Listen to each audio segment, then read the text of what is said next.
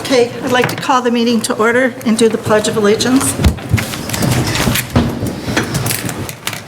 I pledge allegiance to the flag of the United States of America and to the republic for which it stands, one nation, under God, indivisible, with liberty and justice for all.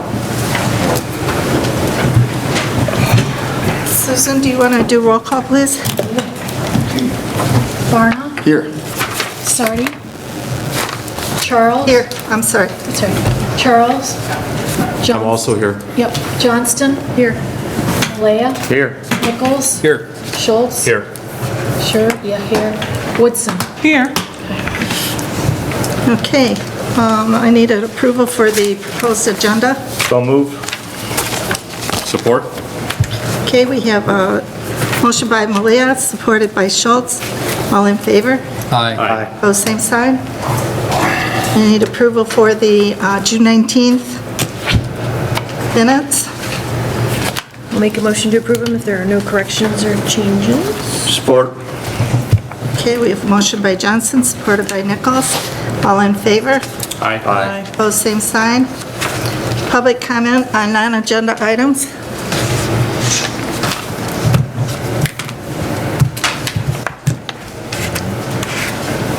Okay, in the consent agenda, I just put in 3 notices here.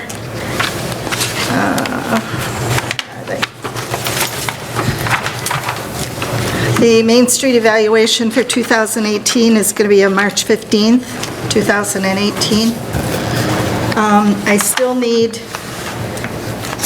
2 people who would like to do the introductions for concerts in the park. One is August 10th, and one is August 24th. So if you want to email me those. You said the evaluation's March 15th? March 15th, 2018. And the other one, Main Street, Oakland County is now going to be having liaisons with the different communities, Main Street communities. And Joe Frost is going to be our liaison here for Oxford. He's got some other communities too, but he's going to be Oxford's liaison. So that's all I've got. Treasurer's report. I passed out the bills tonight. And I just wanted to draw your attention to, there is no cell phone bill this month because our bill was paid through June 15th. And Wireless Toys is obviously out of business now, so the village has been trying to get service through Verizon. We have it now, and so as soon as they get a bill, then they'll divvy up between, there's going to be 3 cell phones at the village. The DDA is one. And as soon as we get the first bill, then we'll know what our amount is going to be. So we may be paying double next month. So just so everybody knows, but there's no phone bill this month.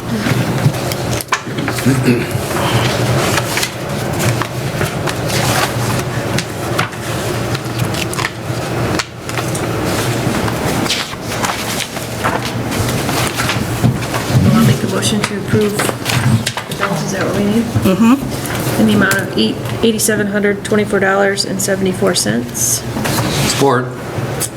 Okay, we have a motion by Johnson, supported by Nichols. Susan, do you want to do a roll call, please? Barna. Yes. Sardi. Yes. Charles. Yes. Johnston. Yes. Leah. Yes. Nichols. Yes. Schultz. Yes. Sure. Yes. Woodson. Yes. Okay. And a DDA budget spreadsheet? Yes. Okay. I finished through June. I'm going to email you the spreadsheet for your records. Oh, okay, great. But I brought one copy. It's so many pages, it would have been so much for me to print out. But to end the year, there was a surplus remaining for the expenses. So the revenue was $368,500. Total expenses were, let me add this up, it was $299,846 plus $11,000. There's a budget, there was remaining in the budget $56,554 for the fiscal year. It's Mark's.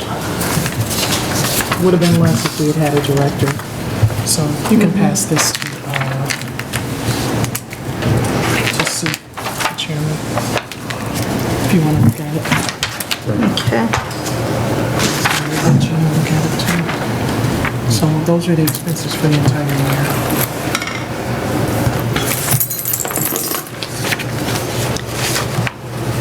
Okay, Need a motion to receive and file that? yeah. I'll make a motion to receive and file the DDA budget spreadsheet provided by Regina. Support.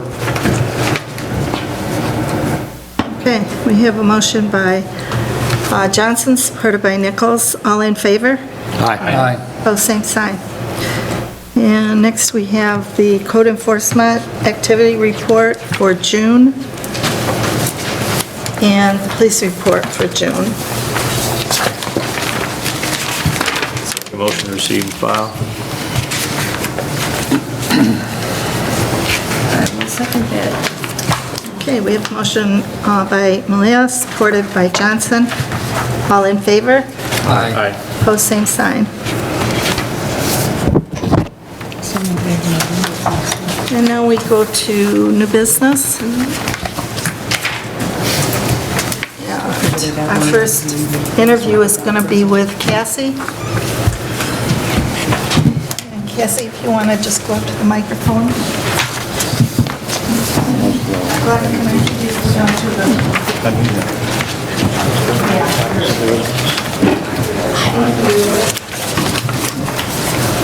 Are they in your, Oh, I forgot to introduce, I'm sorry, I meant to do this right at the beginning of the meeting. From Main Street, Oakland County, Alex Riccu is here, and he's going to sit in on the interviews, and he may have some questions for Cassie too, so. And I passed out some interview questions. They were the same ones that we used before. You can use them or not, it's up to you. Cassie, would you like to start out and just tell us a little bit about you and... I grew up in Waterford. I currently reside in Highland Township, and I'm on the DDA board there in Highland. I work with them doing projects similar to what you guys are doing. I recently won the Main Street Oakland County Board Member of the Year award for this year. And in 2013, when I actually began my work with the DDA, I was nominated. Unfortunately, I didn't win. I was nominated for the Volunteer of the Year award with their DDA as well. So I've been very active with my community, and I love, I'm sure just like you're very passionate about where you live and trying to make it better, and that's why I do what I do. Great. Real quick, sorry. I also have 2 degrees. I have a degree in interior design from Eastern Michigan University. I have a bachelor's degree, and then I also have a master's degree in historic preservation. I graduated in 2015, and so that's where I use that spin with my preservation. And my background is interior design and construction, but then I decided I wanted to kind of retool my career and play a little bit more into historic preservation, and went back, got my master's, and now I'm looking to kind of step forward and push that in. Why do you want to be our DDA director? It's a great question. Currently, I work down in the city, and I don't know if that's quite the right fit for me. I live in a community that's very similar to Oxford, and I think I can relate to your strategic goals and where you want to take your community. Maybe things on a little bit more of an intimate scale, where you know everybody and you're friendly with everybody. It's a little bit different where we work currently. So I think I align with where you guys are going and where you want to take your community as far as, you know, the streetscape project. I'm familiar with that. I worked with Highland, obviously on a little bit smaller scale than what you're doing, but I'm familiar with those. And then I'm also familiar with your marketing branding aspects that you're trying to do and create your community.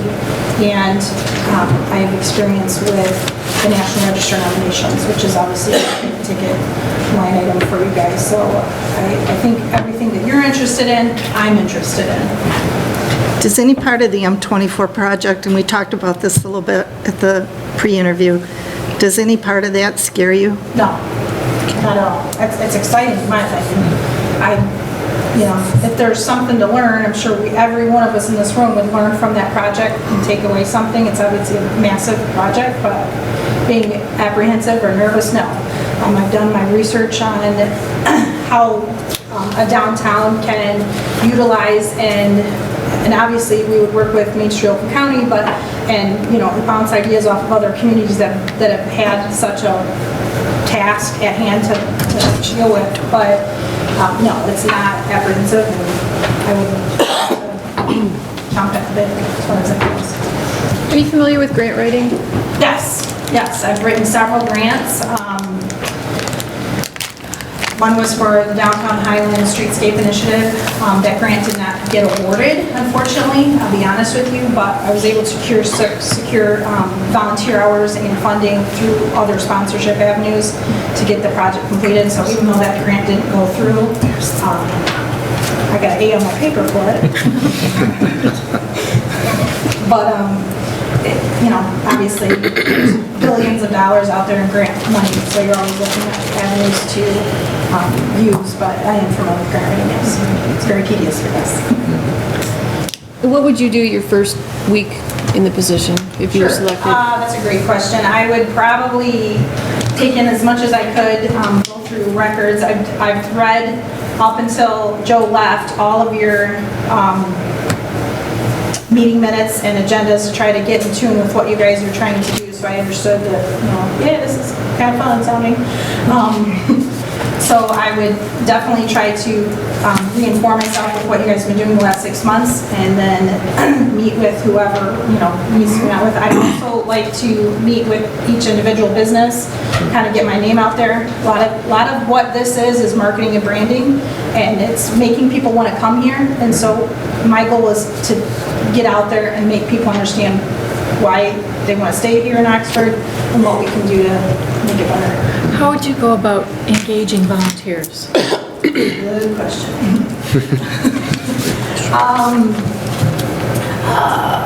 I would probably start with making sure, like, there's great programs out there called, oh goodness, what's it called? Doesn't matter. Well, it's irrelevant, but there's computer programs that you can use to, like, put out information and feelers for people. So if, like, you have a bank of people, you know, as I was saying in the initial interview, there's always people out there. Some people like to be behind the scenes and some people like to be right up front.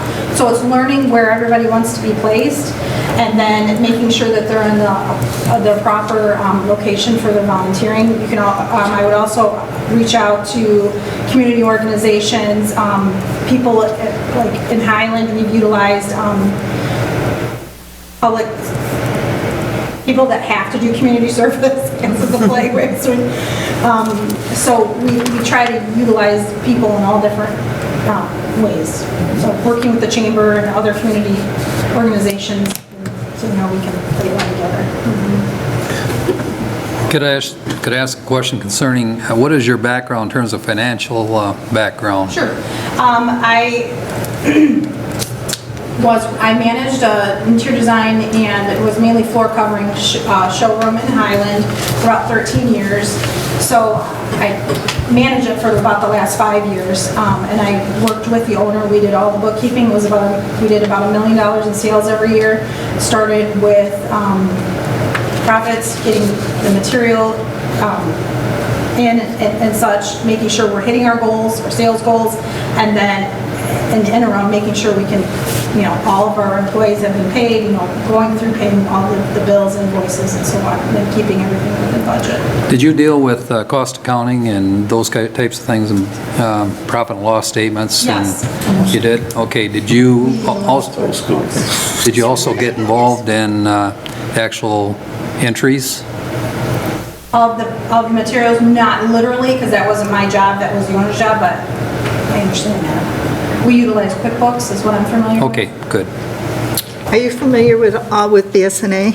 No, you asked me that before, that's one Right, program I'm not. okay.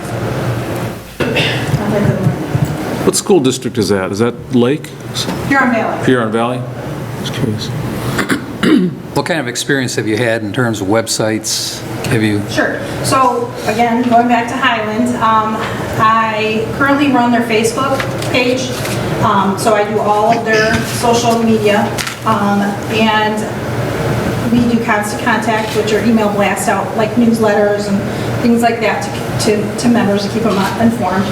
And then right now we're redesigning the website. So we're hiring a photographer to go around the community, and then we're revamping our website. So I'm familiar with that as well. Personally, I have a blog where I write about, I do blog entries, which is just like an online journal, and it's discussing the historic preservation of my home that we're restoring.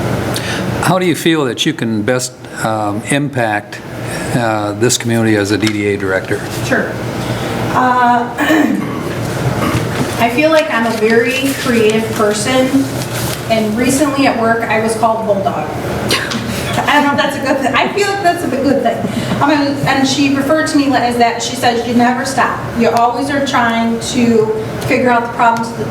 If there's a problem, you figure out a solution. If you have a technical question on a product, you figure out what it is. And that's what how I feel I would bring my services to you, is I wouldn't, like, if it's 10 o'clock at night and something needs to happen, it's going to happen. I'm going to make sure that, whatever the task at hand is, it needs to happen. So I think I'm not going to quit for you. What do you think your strongest attributes are, and also your weakest? Sure. I think my strongest would be, my strengths is that, again, I'm very creative. That background in interior design lets me see things a little bit differently than some other people that maybe don't look at things the way I do. I also think I'm very good at marketing and sales. That's where I've been for the last almost 15 years of my life. And so saying that, I know it kind of is a strange fit to bring to this project, but again, your whole, what you guys are trying to do is bring people into this community, and that's marketing Oxford, and what it can do, why it's so great to live here, and why it's a beautiful community, and why people are wonderful, and that's what I could do for you. I could, with my, like how I do with my blog, it's bringing out the best in things, and I feel like I can do that for you, and I think that's a really big strength of mine. I'm also a little OCD. So I'm very particular about things, and that could probably also be one of my weaknesses, is that sometimes I need to take a step back and look at things a little bit differently. Do you feel like you work better in a group or an individual situation? Both. Okay. Absolutely both. I love working with people, but sometimes, and I'm sure everybody here is very similar, it's nice to have an hour or two to decompress, take it all in, work on what you're working on, really focus on it, and then jump back into a group project. So I'm sorry, I thought you were done. What does historic preservation mean? To me, or in general? Both, then. Sure. Historic preservation, it's a lot of things. It's preserving a community. It's educating the public. It's some person like me that has a love for their home and is restoring it. And it could mean a lot of different things. It could mean, do you want it restored one way or another? Historic preservation is, like I said, educating, museums, teaching people. It's, all in all, it's community. It's saving something that you're passionate about, whether it's a book or a building. So what have you done? Me? Well, like I said, I have a 1880s Victorian that I'm restoring. I've worked in field school with hands-on restoration.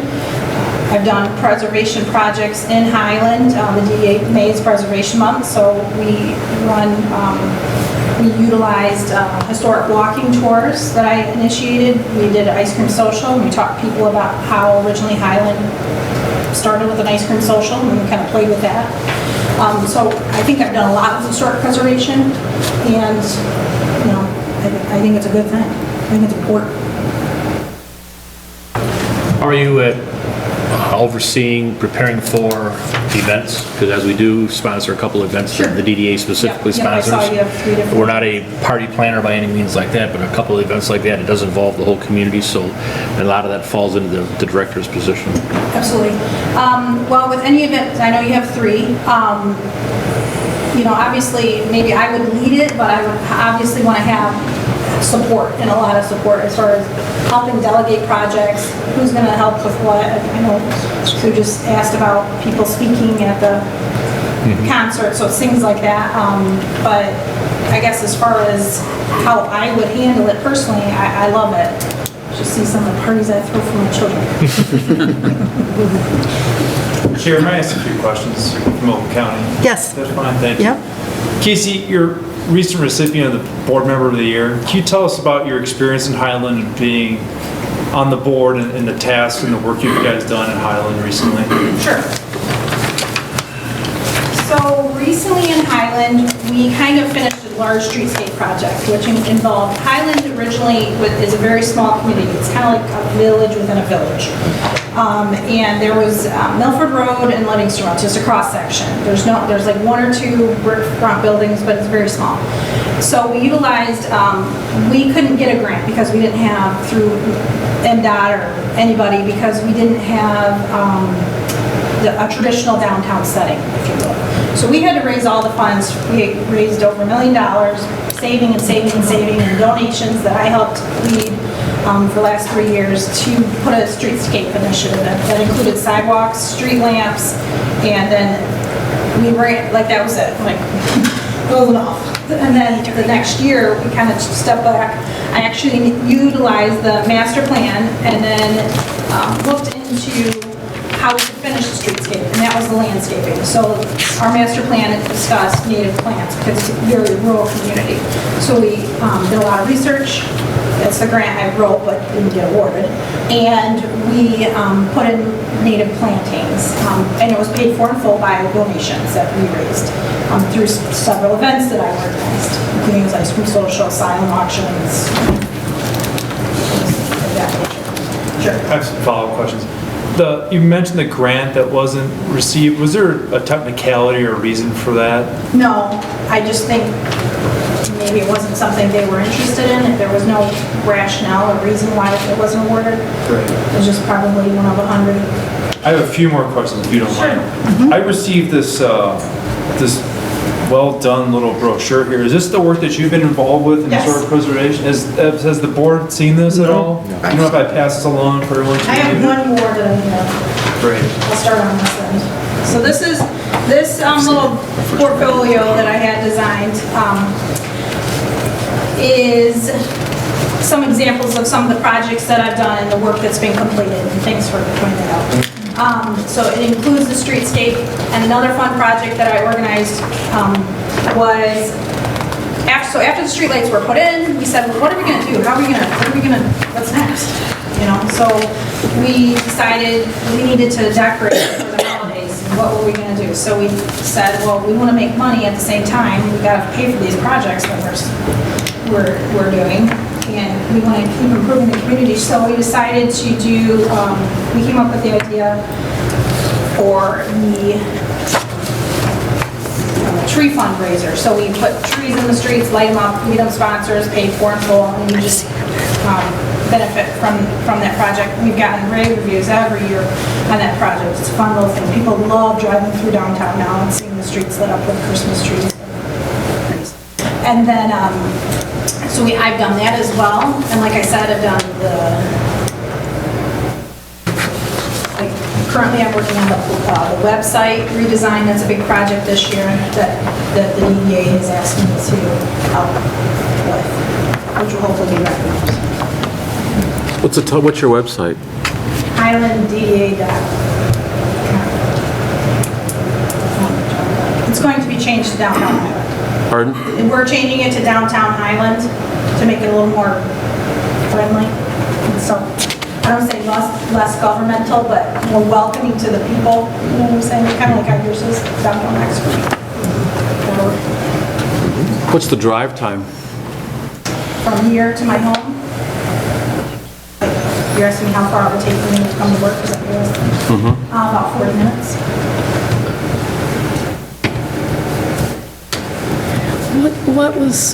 What are some of the biggest challenges that you find in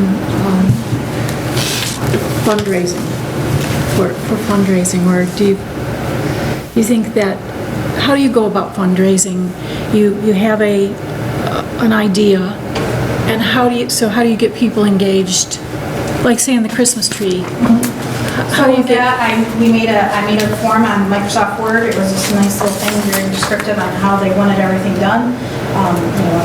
The rules? Yep, rules, regulations. And then we put that out, put it on our website, put it on social media. And that, to be honest with you, does most of the job for us. And then key people that we know are definitely going to want to be involved. Like I've gone to knocking on their, hey, hello, it's me. Would you be interested? And, see, are they gonna jump in? And to be honest with you, the first year we were like, I don't know, scary first year. We were like, well, we really get excited if we sell 20 trees. It's about how many we can plug in. Well, every year we still go almost 40. And it just, and we're like, no. So is it an auction type thing? No, they're $75 a tree, and we get the trees donated from a local farm, a tree farm, and so our only cost is having them installed, taken down, and the LED lights that we do. So all those things are taken into account, as we raise the funds, but that's just one unique way to. And then another project we did, which I just helped them finish up, they have a summer concert series, similar. It's only, I think, 6 or 7 concerts on Tuesdays, and we did a banner program because we're like, okay, now we got these great, beautiful street poles, and we have nothing to put on. We have no icing on the cake. So we decided, I've been to several of the national conferences, and you get great feedback and ideas bouncing from other people. And so we decided to put banners up, sell them for $200 a piece. Everyone was sold within 2 weeks, and we have a little hanging tag on each individual business. So it paid for our concerts, and then next year there's just. Nobody else wants to see it. There was another one. So they're just different techniques like that I've utilized and like pushed through that, go with that. Casey, Yeah. can you tell me a little bit about, for an organization that's kind of had a time without an executive director, what kind of steps do you take to kind of get the board, the DDA board and committees kind of back on track in terms of the Main Street process? Sure. So what I would definitely do is review your strategic plans again and find out where you guys want to take your DDA board or your DDA organization, and then move forward from that. Now, obviously, I'm going to harness every one of your strengths and then utilize that to make the projects successful. I would hope that everybody here would be volunteering. I would think everybody's probably on a committee of some sort, whatever you're passionate about, and utilize those tactics to create a successful DDA program. I have 2 more, if you don't mind. What do you currently see as kind of the biggest challenges for the Oxford DDA currently? I think the biggest challenge you guys have probably been doing is that you have been running from a 6 months on volunteers, which is the challenge, because I know, we have, in Highland have a director, but I know how much I put into it personally, and I guess I can relate to what you guys are going through. So I would say that is probably one of your biggest challenges, that hopefully you're not getting exhausted and you just want to keep going forward.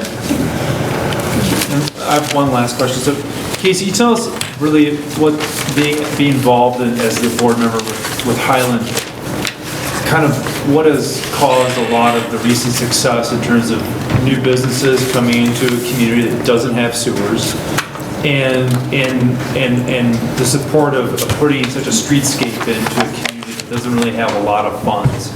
Tell me about how the village, I mean, the township and the DDA has really collaborated to get such successful projects for really a small hamlet. Sure. So, yes, you can kind of envision Highland is kind of like Franklin. A little bit bigger, but similar. So, what the beauty of how we've been able to do what we've done is to collaborate. Work with our township. Our township supervisor is on the board, and he really is very passionate about the DDA and loves what we do. And we harnessed his excitement, and we utilized him. He actually helped us. Our DDA, because we didn't have enough funds to complete the streetscape, it was kind of like now or never. We actually had to take out a $300,000 loan from the township, which the DDA is now paying back, and he was supported through his effort. And so us working on the board with him, going to the township meetings and so on, we were able to, create a lot of excitement in our small little area, and that's what I think is so important. So I would hope that you guys are utilizing, the other avenues that you can. And like I said, it's not just the DDA or the township. I would think that you have like a chamber or other business avenues, organizations that we can help utilize and all play nice together and create some really successful things for downtown.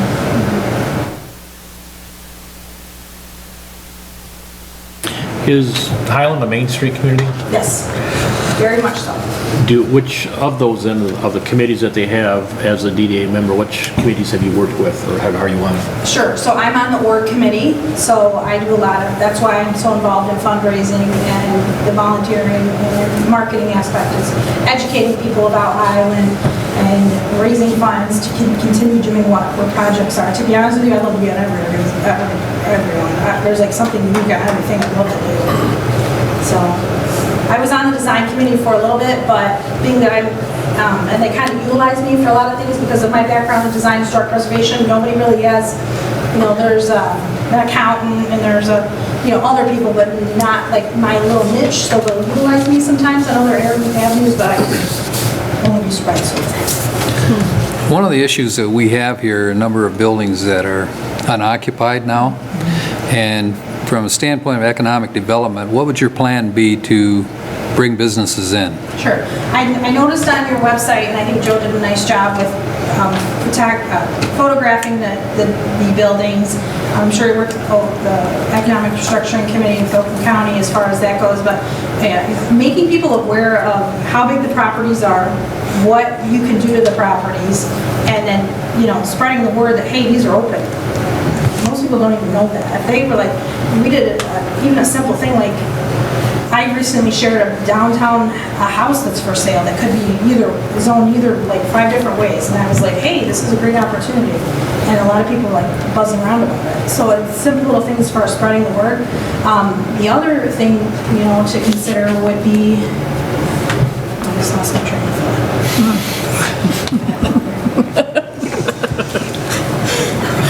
I'll ask you another question. Let me ask you another question, Kelly.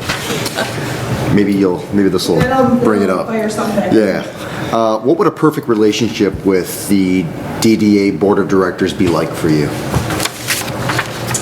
If there was such a situation of a perfect relationship. All holding hands. Work as a team. Kumbaya. I would hope that, we're similar personalities, maybe. I feel like I'm a very friendly and, like I said, I've done a lot of sales for a living and design work. So I think I'm a people person, and I don't know if everybody here would be, I'm sure you are. Things like that, so just making sure personalities align. And I'm sure every single person in this room has a very similar outlook. They love what they're doing, and you wouldn't be volunteering here if you didn't. You're passionate about something that I'm passionate about. So somewhere along the line, we're similar.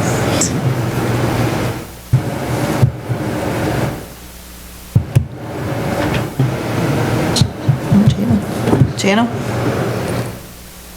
I'm all set. Okay. Do you have any questions of us?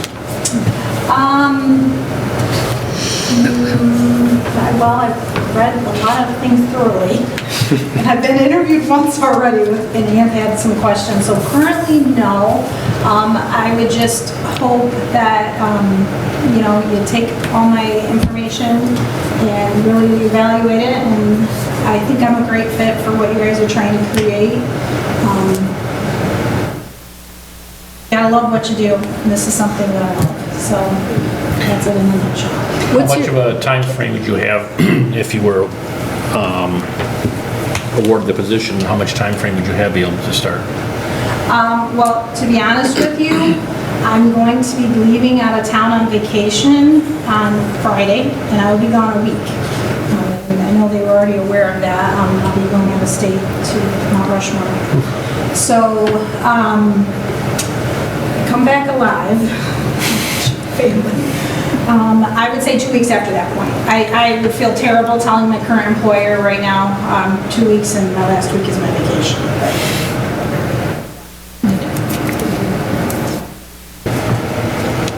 What is your primary motive for leaving your existing employer? Other than trying to, nothing, they're wonderful people. Other than trying to just get into this avenue of work, absolutely nothing. I was hoping you'd say that. Thank you. Nothing, they're wonderful. It's gonna be hard. That's all. Okay. Is everybody's questions? Thank you. Thank you very much. Thank you very much. Thank you. Nice meeting you. Yes, thank you. Jess, do you want to take this?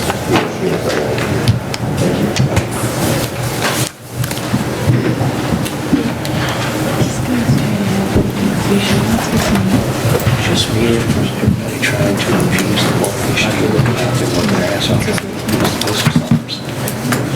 We're just a collection here. She said she wanted to go. We have a business owner in the audience monthly. Well, it's not a problem. We don't have Not a kid.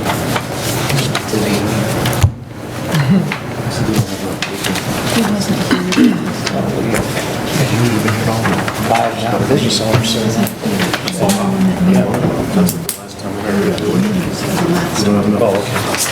I didn't see him. They won't come here. They laugh. How you doing? That's weird beyond that. Just make up my skills. Okay, you can go right over to the microphone there.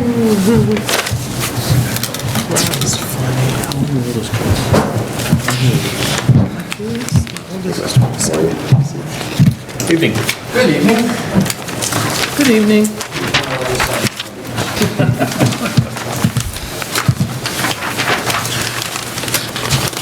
Okay, you want to kind of introduce yourself and tell us a little bit about yourself? My name is Glenn Pape. I am a self-described placemaking expert for communities in Michigan. The communities on your downtowns, their walkability. I've been doing that in Michigan since 1997. My organization, Michigan State University, and they're cities, towns, and villages expert for 12 years. I left the university to pursue a career opportunity again. I have this tendency to go back into private practice for myself because it allows me to target what my passion is, which is working with urban places to create a better urban place. My academic background is not in planning or community development. I'm an economist by training. I tend to refer to it as being decision sciences because I like to look at the data. I don't tend to like to look at things and just say, well, this is what people have said. I like to say, well, what's the data behind this? So, hence, I use a lot of information, looking at communities and trying to dissect what they can do better in order to reach that goals. And why do you want to be our DDA director? Oxford has a lot going for it. It's a small community. It's in Oakland County, which is sort of the hub of southeast Michigan. And frankly, I'm a little tired of the Grand Rapids metro area getting on the good hand. It has the combination of population within a 10-minute drive or a 10-minute bike ride to create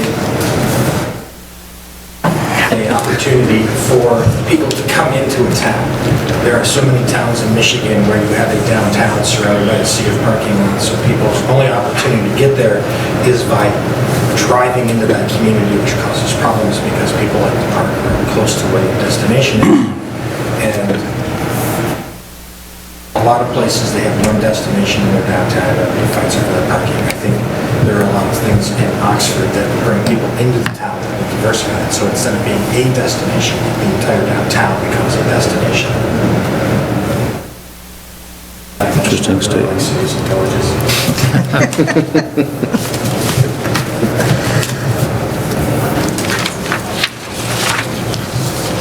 Do you want me to keep going?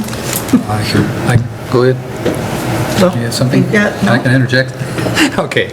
Go. A couple questions I have concerning the financial area and background.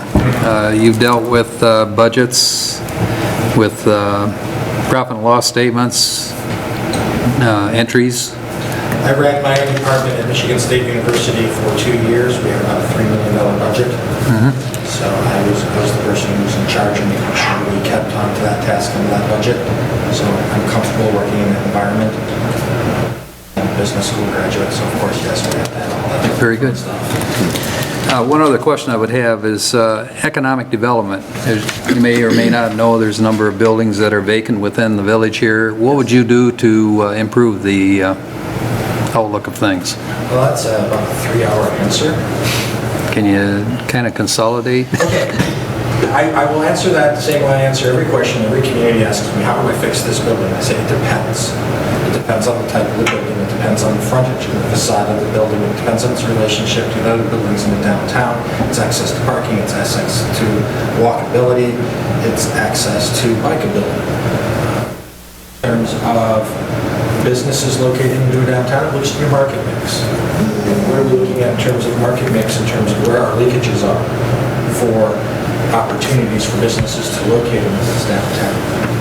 It also looks at what's the entrepreneur profile within this area. We're looking for people who might be looking to move out of a small business that's operating out of their kitchen table or their basement and move them and grow that firm from a 2-person company to a 10-person company or a retail environment in the downtown through a retail incubator.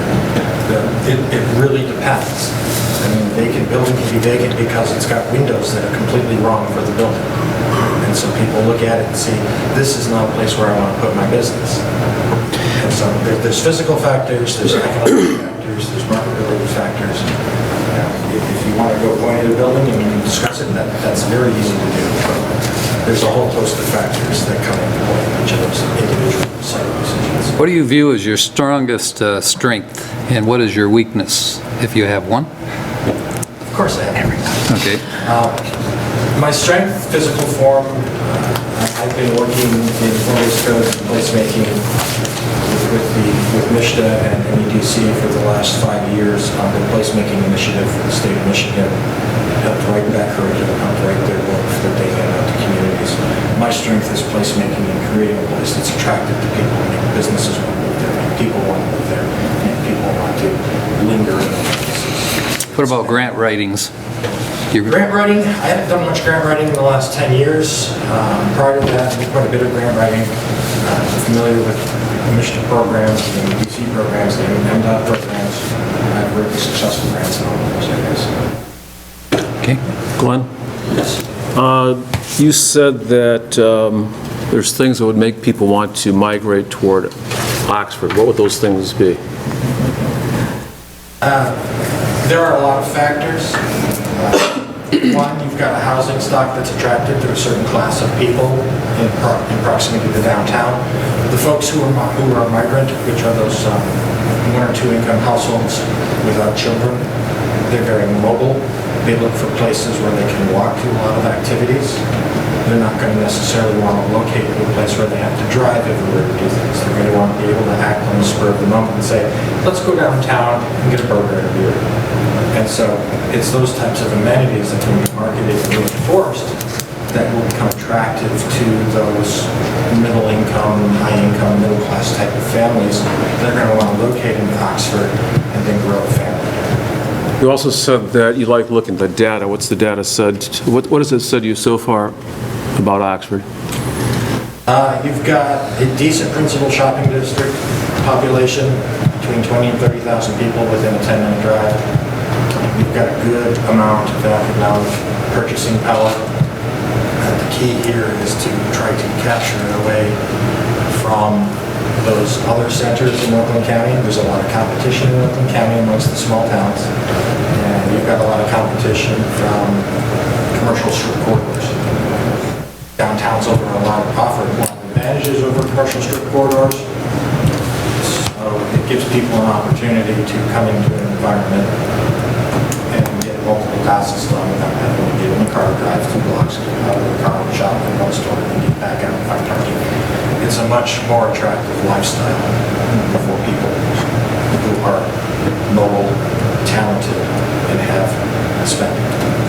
So you're saying it's a lifestyle issue? Yes. I mean, I haven't looked at the prison data for Oxford and Oxford Township. That costs money. I haven't looked into that level of detail yet. I imagine Main Street Oakland County has access to all that information, so it's readily available for really looking at what can be done for downtown Oxford. Are you familiar with the M24 project that we have coming up? Yes. Does any part of that scare you? No. Well, the only part that scares me is working with MDOT, trying to make it so that it's a pedestrian-friendly result rather than an auto-friendly result. Good choice of words. So I'm assuming you've had experience then with them on projects? I've worked on commercial corridor projects in other parts of the state in terms of retrofitting streets to become pedestrian-friendly. I have not been in a position where I was able to interject myself into the beginning of the process. People start to complain when they see preliminary diagrams and say they're turning a 3-lane street into 5 lanes or they're taking out all the parking or things of that nature. That's usually when we end up calling me and saying, what can we do to fix this problem?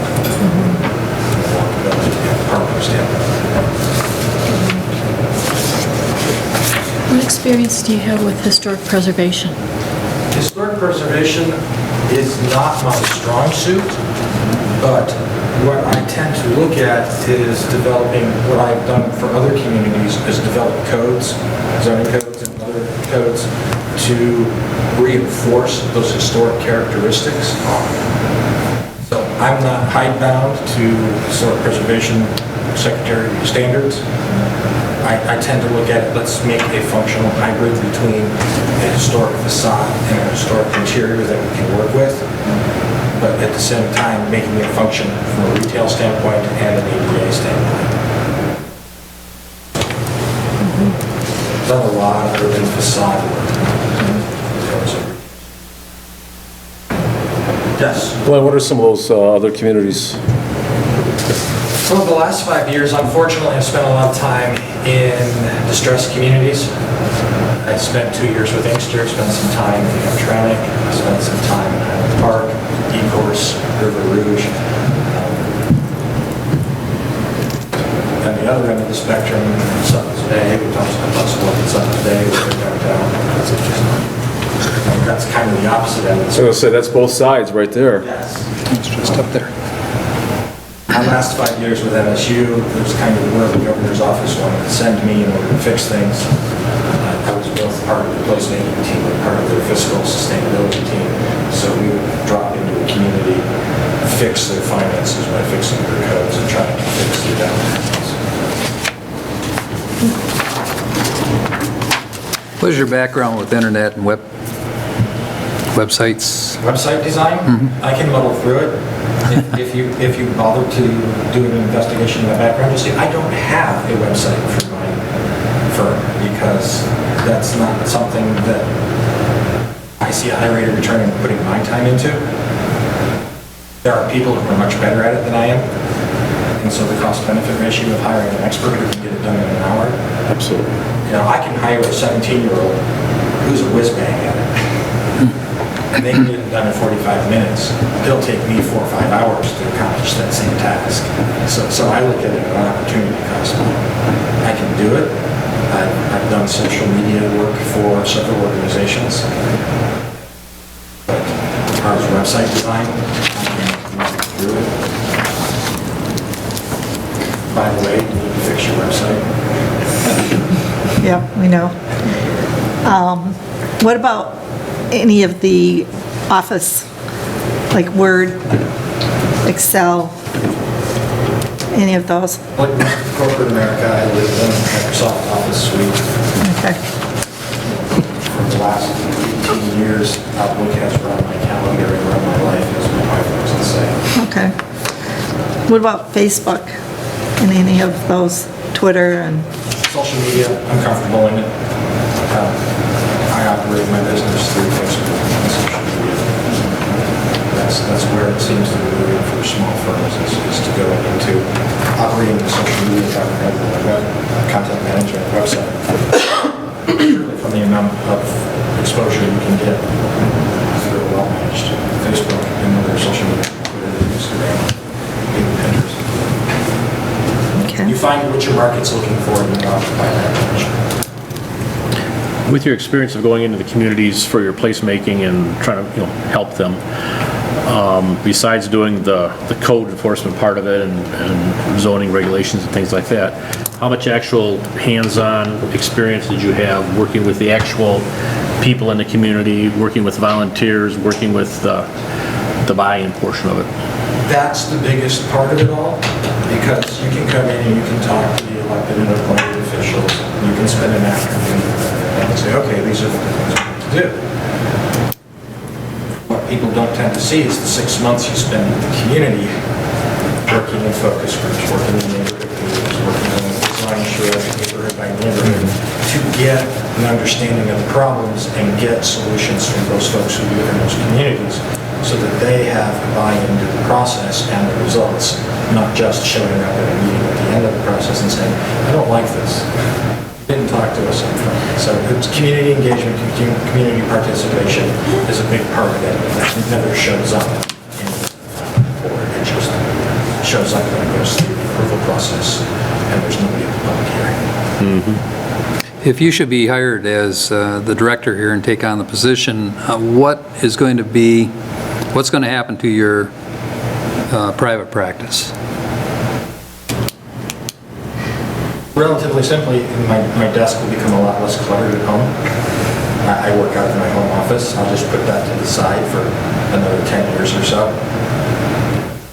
That pops up whenever I need to have more flexibility in my life rather than working for a firm or a municipality.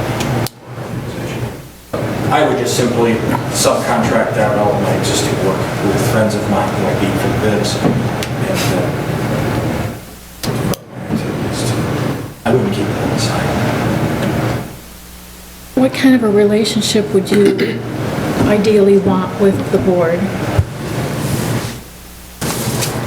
Relationship with the board, well, that really depends on what role you want. This is your community, and that's why you're on the board, because this is your community. You obviously care about this community. And so the relationship is, I'm a technical expert, but you're the local expert. I don't know every single player in the community.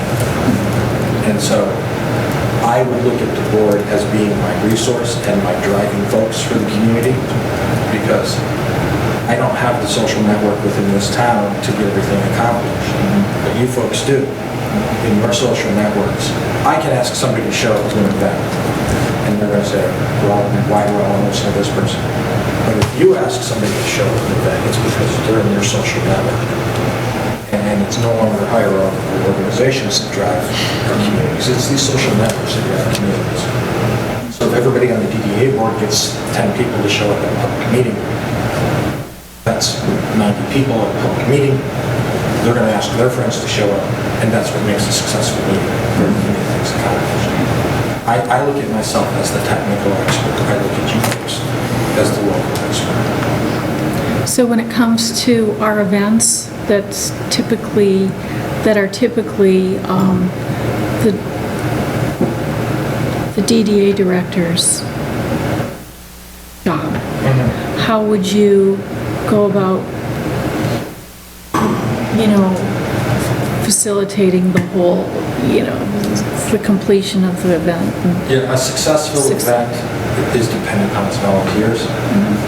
And it's developing that core group of volunteers around each event that makes it a success. And yes, you have to have one person who's got all of the checklists to make sure that everything is getting done, but it's a matter of delegating those tasks to those various volunteers who can then get more volunteers. And so it's just, from that standpoint, from an event management standpoint, it's simply being the central contact person who maintains all of that information, what needs to be done, and making sure that people who are doing that have that information as well. Thank you. Chair, I have a few questions, same questions I wanted to share with the previous candidate. Hi, Glenn. Oakland County was kind of wanted to ask just a couple of general questions. What would be your first priority for the organization, if you were to be the executive director the first 6 months? What would be some of the things you would take on? The first priority for myself or for the organization? I guess yourself as the executive director of the organization. The first thing I would do is sit down with you folks here and find out who the people are in the community, who are the people that make things happen in this community that exists. My second step would be to sit down and have a cup of coffee with all those people. I'm glad that I'm a good coffee drinker because I will spend a lot of time with those people who are the stakeholders in the community, finding out what they're looking for, looking at their vision, looking at their complaints, and just getting that information in place. The second thing I would be doing to give myself a break from all that hand-to-hand shaking and eating a lot of pie with people would be pulling all that data sets together, because there's a tremendous amount of data that can come into looking at what makes a successful downtown, whether that's prison data, whether that's principal shopping district spending patterns, looking at housing patterns, going through the downtown and doing a facade analysis for the entire downtown is something I'm really looking at doing, because it's finding out what those issues are. So you're looking at about a 3-month issue identification process for the downtown, from the physical standpoint, from the personal standpoint, from the stakeholders. My next question is going to be, what steps would you take as a DDA director to ensure that the board and committees become more active and re-engaged in the Main Street process that they follow? Okay, I'm going to read them now. The first thing I would look at is when somebody's active in an organization, and when people are active in an organization, it's because they have an objective, what I like to call it. And so if they're involved in that, whenever you're trying to drive stakeholders to be active in the process, one of the things you have to identify is what's their win for this whole project or process, or why are they involved in their community. It's identifying that win. And so if you can tie that win back into your work plan and your strategic plan and your master plan for the community, so that people can say, this is what I want to do and this is how it fits into what we're doing, then you can get that synchronicity going and mesh that together so that they want to be involved. People aren't going to necessarily, I want to make my community a more walkable place with lots of nice shops and good restaurants to go to dine at, so that I can go out to eat for next week because I don't like to cook. You don't take that person and say, go out and count parking spaces. You take them and you decide, say, okay, what makes these places interesting to you? What would you think would be a better fit in this community if we're trying to attract, to fill a void in this community? And so we take their passion and we tie it into the overarching scheme. What do you believe to be some of the biggest challenges facing the DDA currently in the downtown? Biggest challenges facing DDAs, and specific for Oxford? This DDA specifically in the downtown as a whole. Well, the biggest issue for every community in Michigan is money. They don't have enough money to deal with. The second issue is always the perceptions that people have about downtowns, concerns like parking. There's no shops here I want to go to, there's no place to park. The DDA's concerns are we don't have enough money to implement our projects, we don't have enough volunteers to implement our projects. One big complaint that I always hear from communities is we have events, but it's always the same 200 people that show up to these events, or the same 500 people. diversify so that you get this different mix of people in. Without digging into it too deeply on this community, I've looked through some of the previous activities, plans and such. There are lots of concerns, and a lot of them have relatively easy fixes. Can you tell me a little bit about tell me a little bit of what you know about Main Street. Main Street's a economic development and historic preservation focused program. Have you worked with Main Street communities before, not just downtowns, but Main Street specific communities? Yes, I have. I'm very active in my Main Street project in Howell.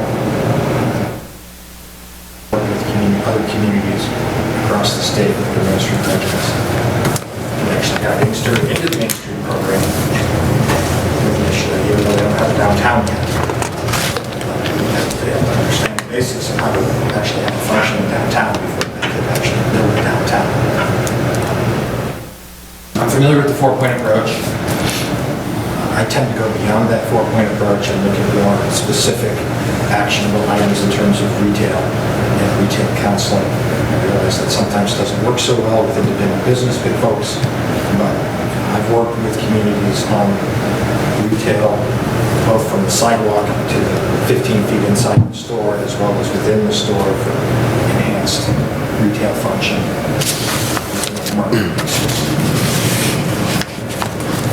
A lot of the talent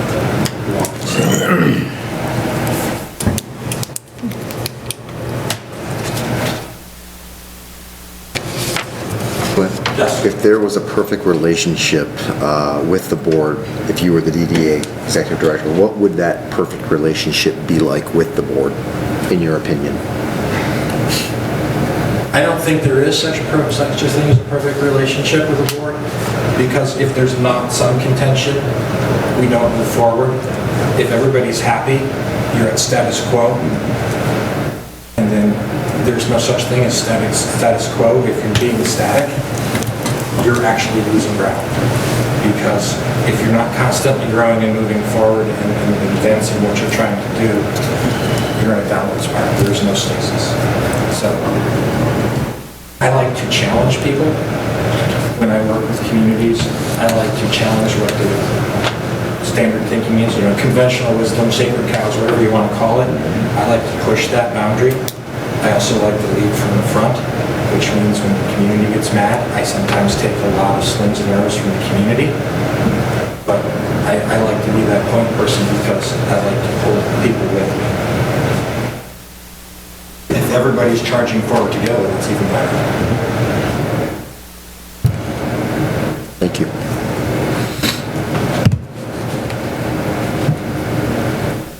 Other questions? Anybody else? Any questions? Glenn, if you were offered the job, when could you start? Well, I need about 4 days to move some contracts, but other than that, the life of a consultant is I can pull on a large project.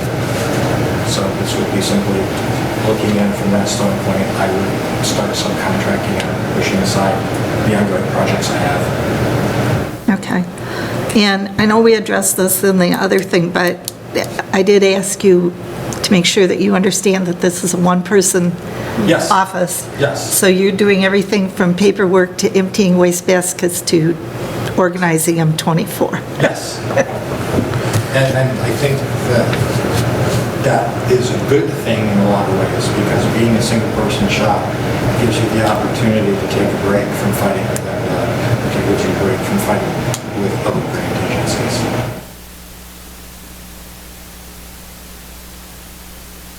And it doesn't get anybody else to bring the trash.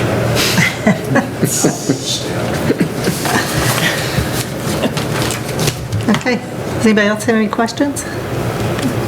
Thank you.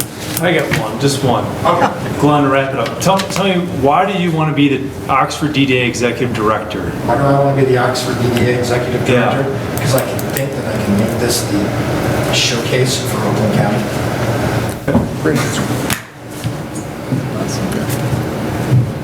That's a short answer. You want the long answer? No, that's good. That's for the board, you know? I've already planned out which intersections are going to get arrows, where you're going to put parklands on your side streets, because I don't want to fight that fight with that. Go drive up and down East Street back here several times tonight. They're doing traffic counts. You don't need a car to do traffic counts. Can you jump on it? Oh, can you walk across it? No, you need to have about 600 pounds. Oh. And then trigger it. There's a little count motorcycle. Thank you very much for this opportunity. Thank you. If you have any further questions, I know several of you have my contact information. And I look forward to hearing from you in a positive manner. Thank you, very good, thank you.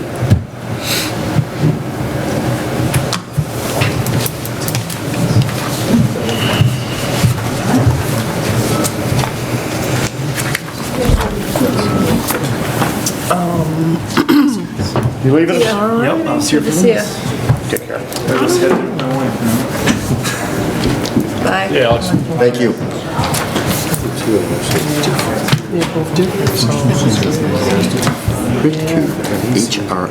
HRITCU, I believe. I've heard everything tonight, but how we're going to engage the businesses, and where does the businesses fit into any of this? All I've heard so far is a transfer of workload, one. B, Very strong. let's get our Facebook up. 3, let's go sing in the park. You know, Got me. it's for I'm not at all sure he's going to give us everything to do with you have to engage the businesses. We need the businesses. consulting firms like that. You know, They make or break your community. You don't have business. Regina moves, she got an empty building, Yeah, it's hard. right? Yeah. Okay. Discussion?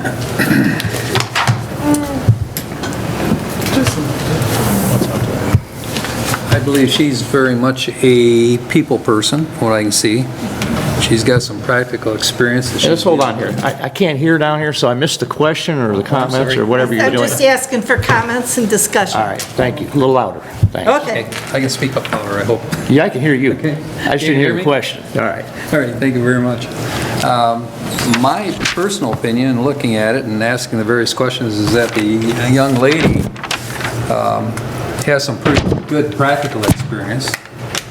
She's very much a people person, from what I can see. I believe that she's had, you know, by being a designer, some pretty good experience in terms of historical renovations, that kind of thing. She's dealt with grants, but not successfully, apparently.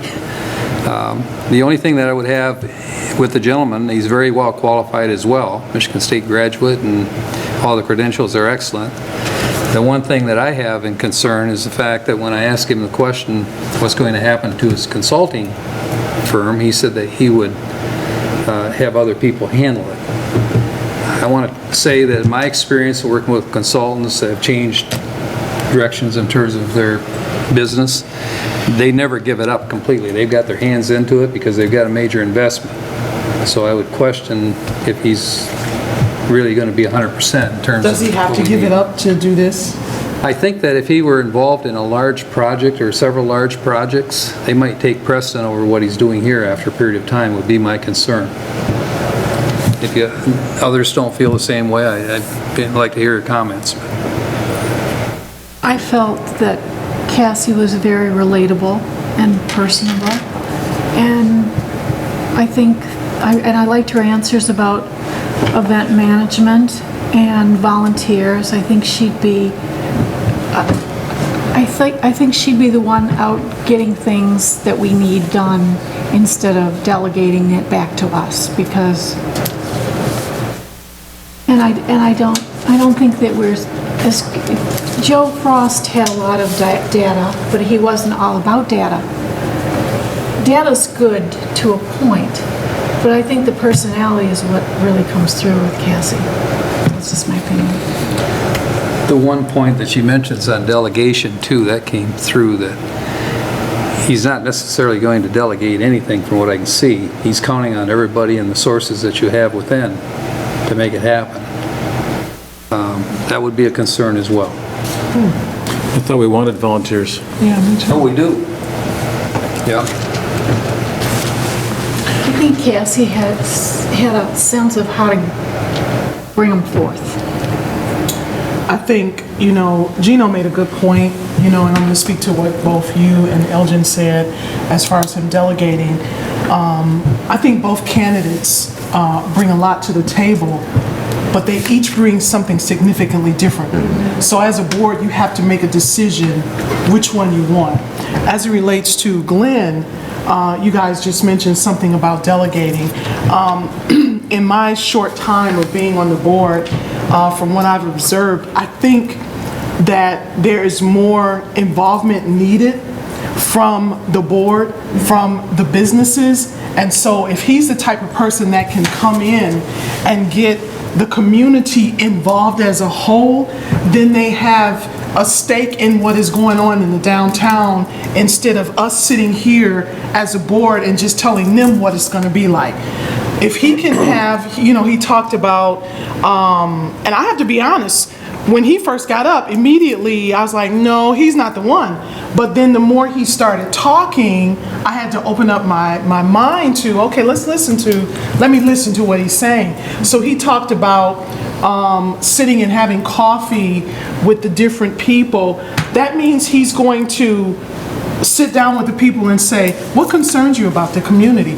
What would you like to see? And the fact that he has this background in economics, he definitely would be able to put that data together and bring it back. But it sounds like he's more of a person to say, I'm going to tell you what's broke. And I'm going to show you how you guys can fix it. And we all need to work together to fix this. I, as the director, I'm not going to be the only one to fix this thing. So he wants to engage everyone, the board, including the community. That's the sense that I got from him. From Cassie, for this main project that you have coming up, I think she's going to be excellent to make that look the way you want it to look. Do I think she can really bring all the businesses on board and speak to what's going on, with Oxford and how you want to bring more businesses into Oxford? I wonder. So that's why I say they both have a lot of things that they bring to the table, but very different. And so we have to decide what it is that we really want. And I know the project with the 24, that's an upcoming project, but that's not the whole scope for the next 10, 20 years, if that makes sense what I'm saying. So that's just my 2 cents. It does make sense, and I gotta add to that too. One thing, I hate to see this board do is just hire someone just to simply shuffle the paperwork load and the Facebook load and these different things, the website load. He was entirely right when he said, you want a good website, you just go out and you engage, you hire, and you get somebody in here to do that. To actually hire somebody to sit down and say, well, gee, my next 6 weeks is to put together a website for the Village of Oxford. You don't need to do that. I did that. I consult for firms. I just did a project last year. 2 days. 2 days and $2,000. We had a website. We were up and running. It's a great website. Didn't need to sit there and stress over that for days, weeks, and hours. You just have to do that. But what we're missing here, I feel, as a board, is the businesses.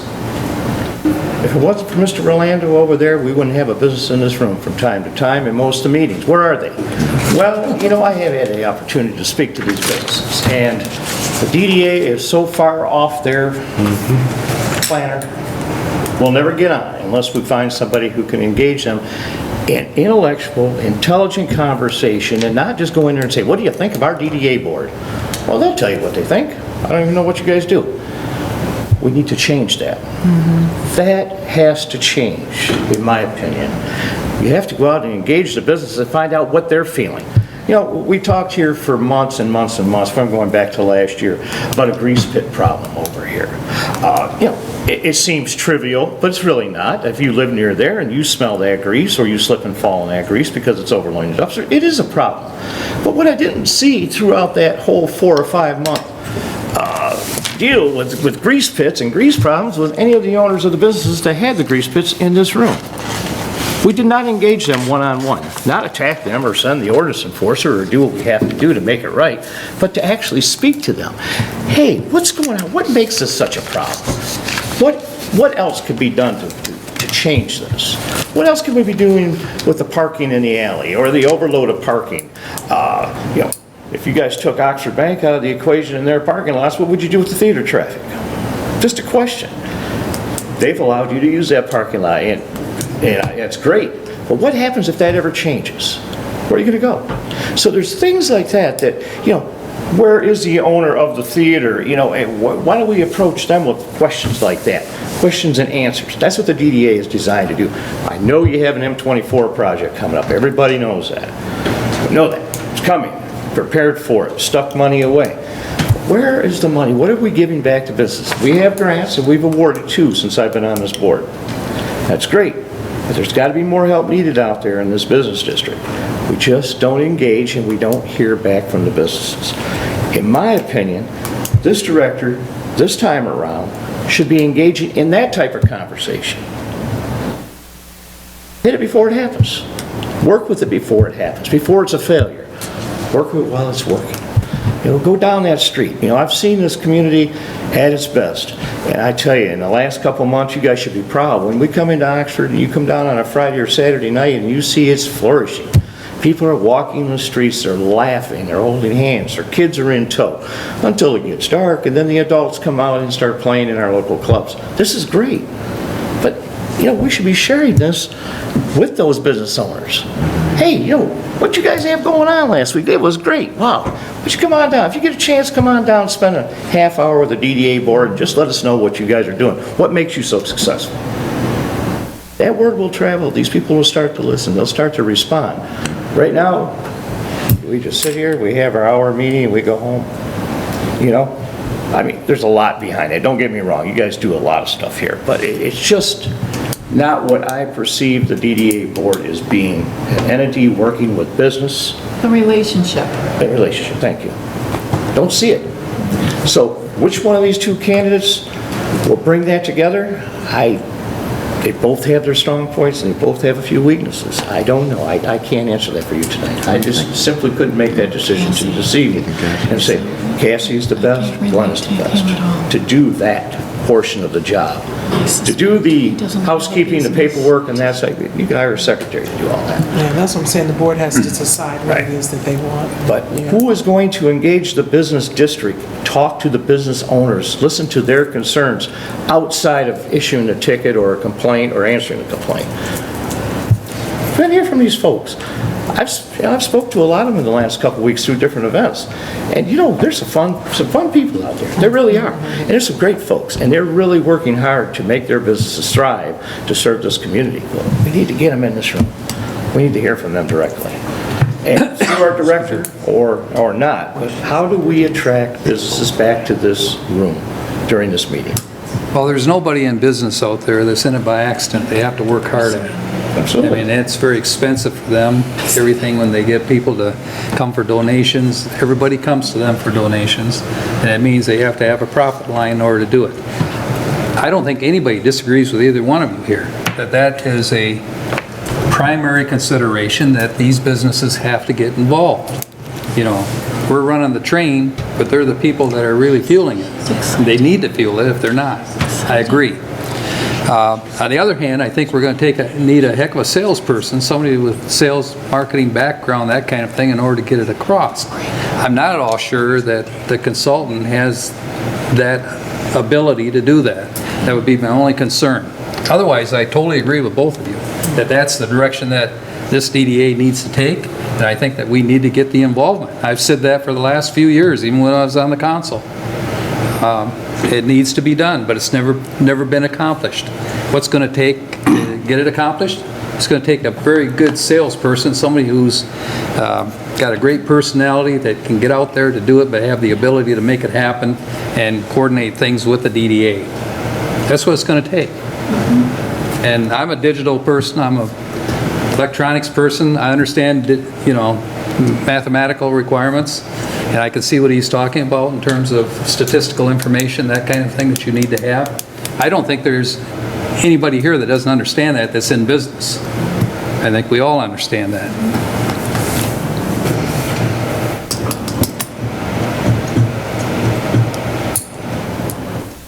Short term, coming forward, the M24 project is probably the biggest elephant in the room in the town that we have. There's a lot that we need as far as buy-in from the community before the project even starts, as far as the local businesses. We've got some big items coming down the line after the meeting we just had the other day with MDOT. So there's going to be a whole lot of hand-to-hand, face-to-face talk that needs to go on with the community downtown beforehand the project gets started.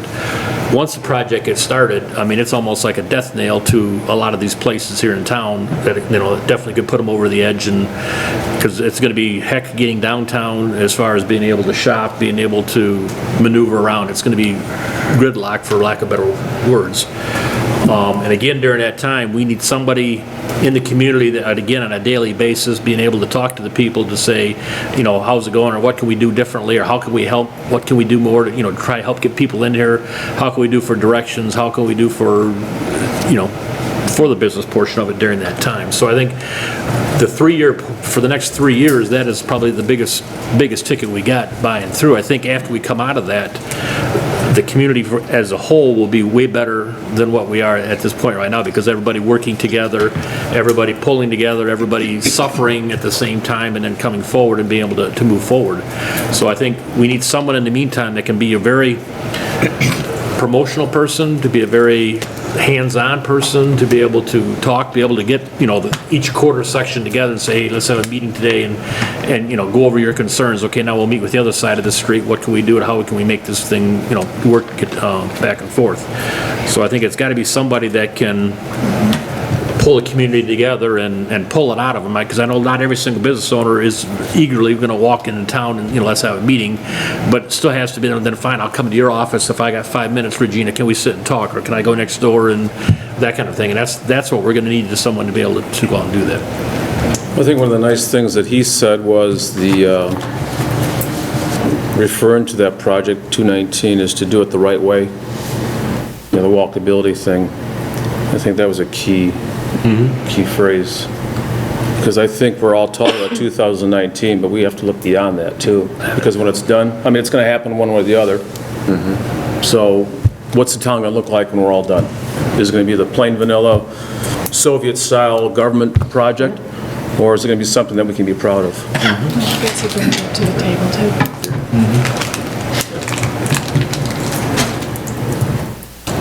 Sue, can I ask you a question? That was it for candidates? That's the Yes. two? That's all we had? Yep. Well, I think Regina hit the nail on the head. We had two candidates that are a little bit different. One is more warm, fuzzy, and the other one is more business-oriented. So what do we want? A business-oriented candidate or somebody who's got the warm, fuzzy sales? But in addition to having warm fuzzies, she's also been very successful in her, you know, in her jobs too. You don't think? Just received an award. I didn't She see that. received an award. She's puts together community projects, and she raised $1 million in fundraising. That was good. She sounds good. I don't know who would be perfect. You know, I guess we don't have a perfect candidate. And we have to choose between the two. I prefer to see somebody with personality that can work with the businesses and have some ability in terms of business to be able to work with us to make it happen as well. May I ask another question? Why are we restricted to these two? Why can't you go look at more? What is the biggest hurry? What is Well, the we biggest have downfall? Beside the mechanics of the Facebook page being updated and so on, paying the bills and the mechanics of this, why do we have to rush this? This is our third go-around. I know it's our third go. That's my third director since I've been here in 2 years. So, you know, I'm just asking. I nominate you to lead the charge this time. Pardon me? I nominate you to lead the charge this time. I'm not saying To the pursue candidates are more wrong. I'm just candidates. saying, do we have to? Or is there more time to look at more? I'm just asking a question. Well, I Are there guess- no more? Are there no more coming? I mean, Oakland County, that was the two they recommended, or? No, we had 5 candidates. and we interviewed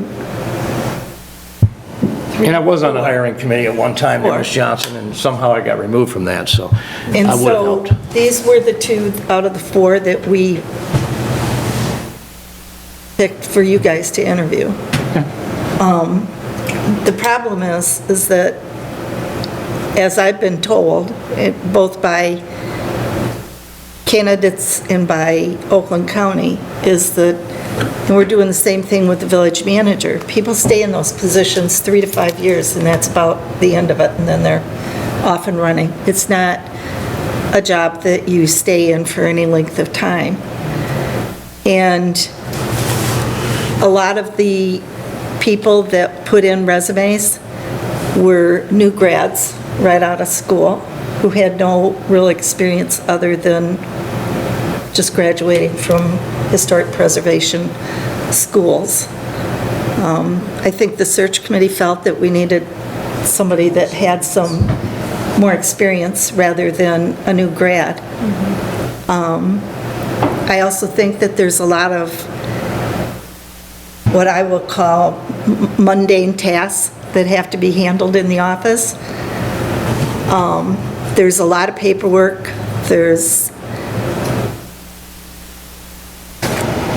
And I just think that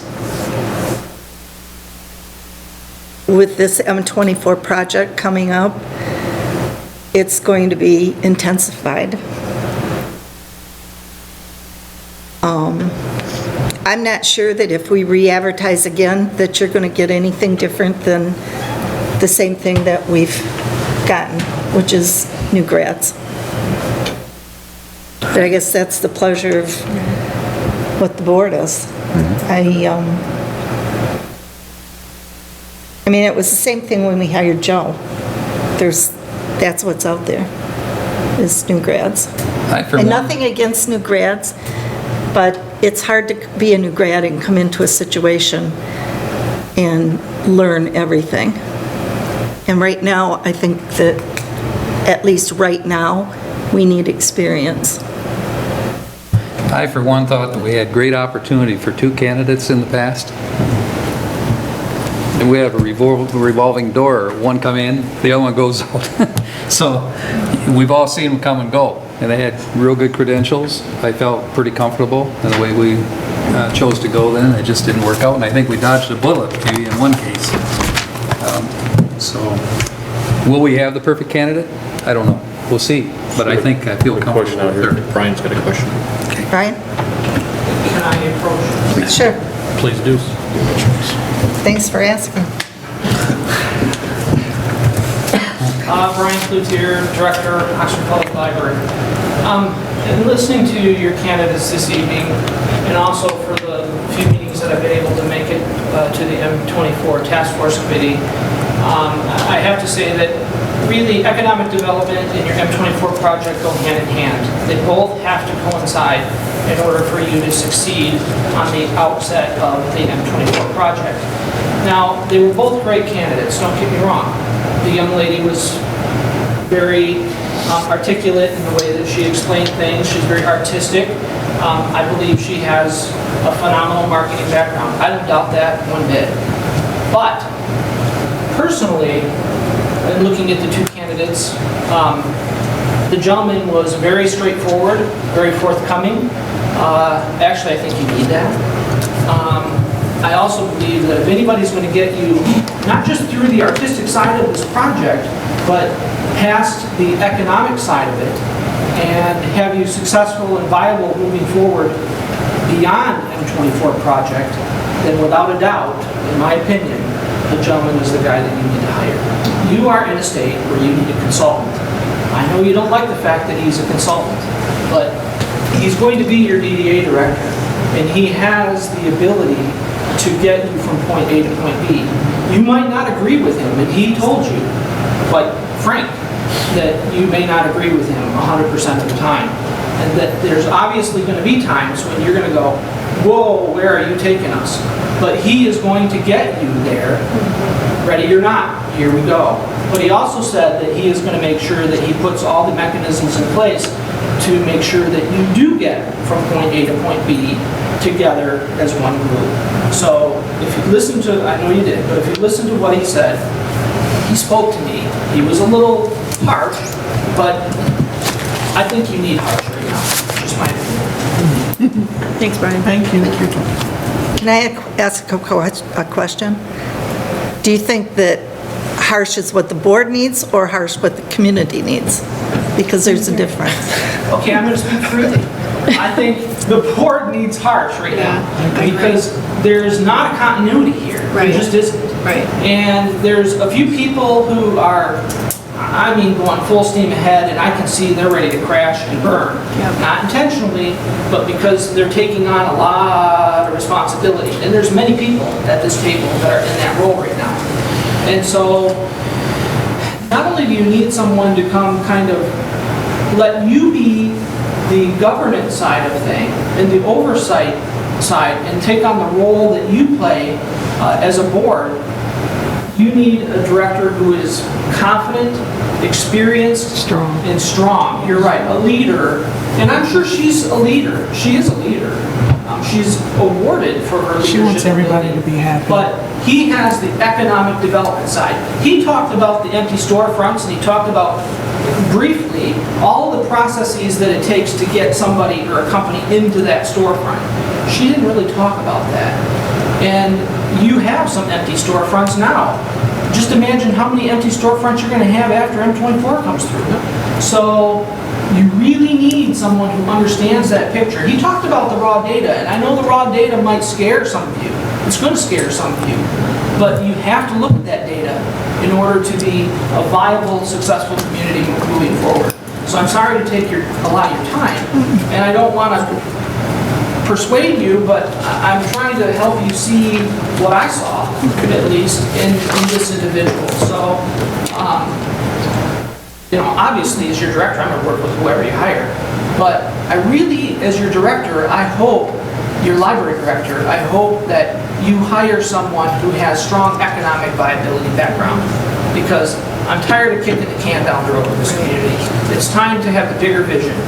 And if you can't have that bigger vision, then we need to find somebody who does have that bigger vision, and you need a director who can take you there. I'll leave it at that. The only thing I would comment on there is if you could put a guarantee on that in hiring a new person, I'd go along with it. But there's no guarantee. Oh, come on. There's no guarantee with it. He said a lot of things. Can he really perform it? We don't know that. You don't know that anymore.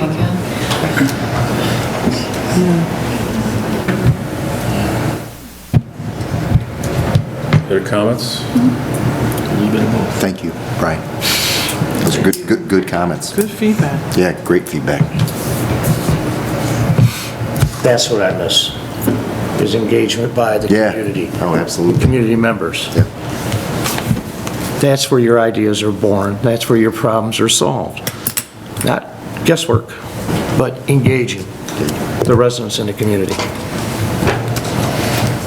And I will would like say, to- I'm just going to say that while I agree with, in part, with what you're saying, Gino, it has been years since the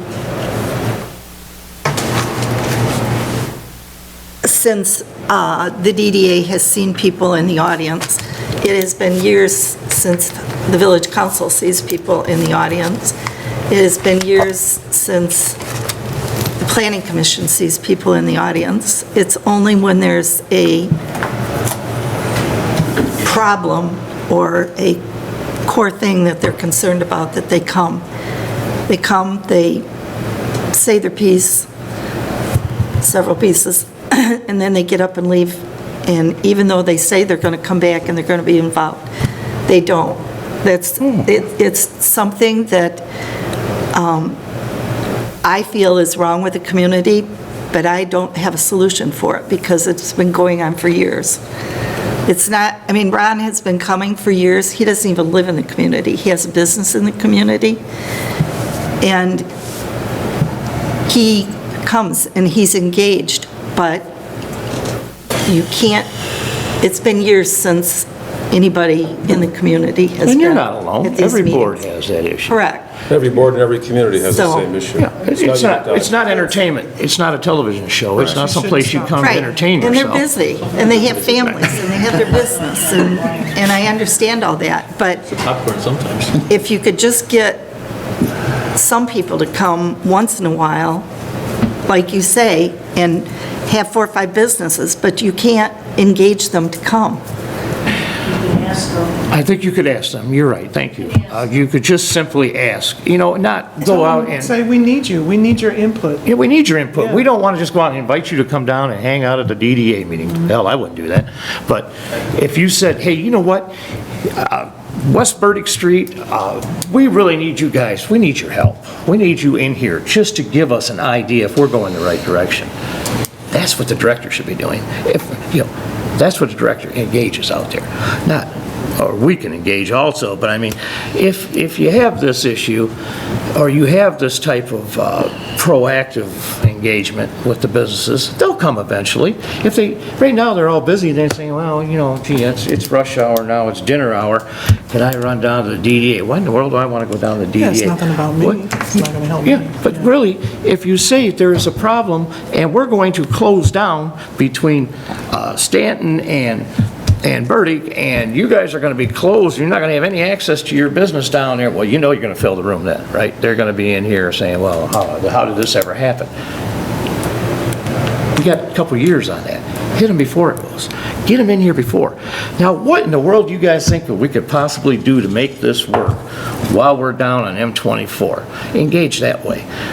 Not that we necessarily have to do it, or we could, but that's what the director, that person that's hired. But if you're talking about M24, those are already in the plans, Just an Gina. excuse, just an idea. I mean, I don't care what it is. It could be that grease dump, you know, that greasy dumpster behind the restaurants over here. It doesn't matter.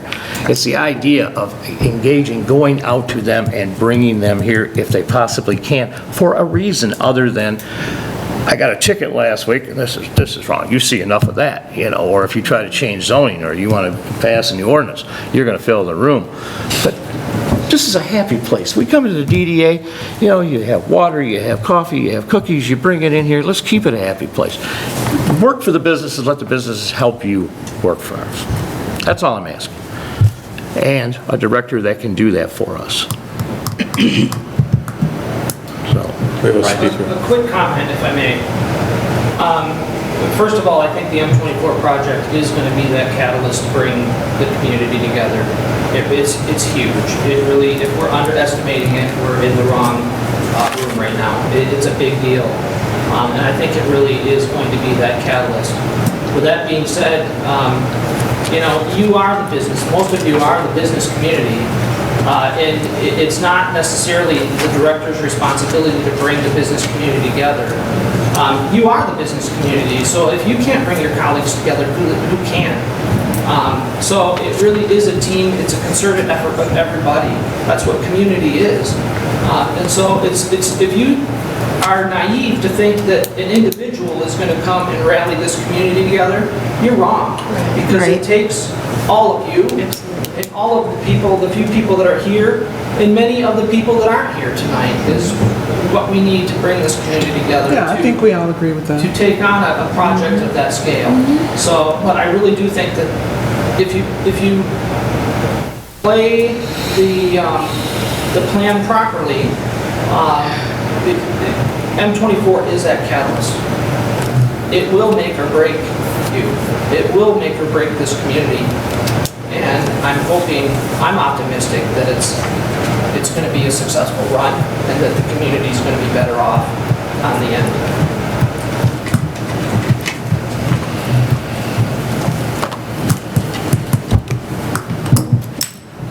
So what's,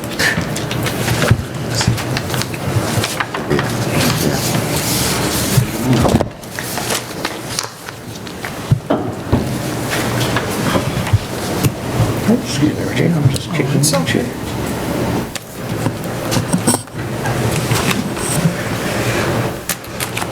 Are we going to make a decision tonight on? Shall we make a motion exactly to vote on this tonight, or what's everyone's well, feeling? what's everybody's feelings? Yeah. You know, do you want to make a motion, and do you want to plan to have a special meeting next week and go home and think about it?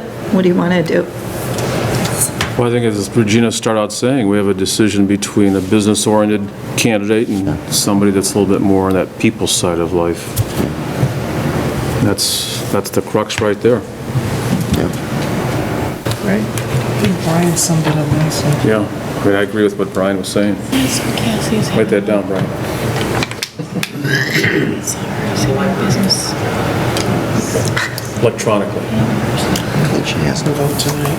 I can vote tonight. I can vote tonight. How many people want to vote tonight?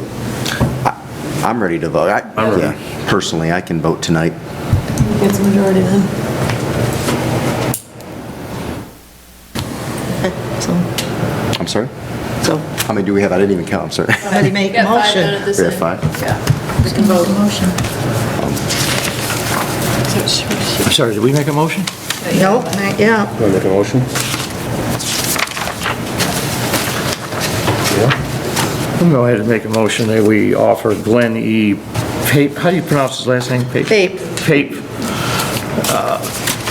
the position of DDA chair for the Village of Oxford. Director. Pardon me? You said Director. chair. Isn't it director? Our director, I'm sorry. I second that motion. We gotta do a roll call. Can you do a roll call? You're doing good. Okay, we have a motion by Malia, supported by Woodson. Yes, Woodson. Susan, do you want to do a roll call? I do. Barna? Yes. Sue? Basardi? No. Rod? Yes. Dorothy? Yes. Gino? Yes. Elgin? Yes. Pete? Yes. I vote no. Regina? Yes.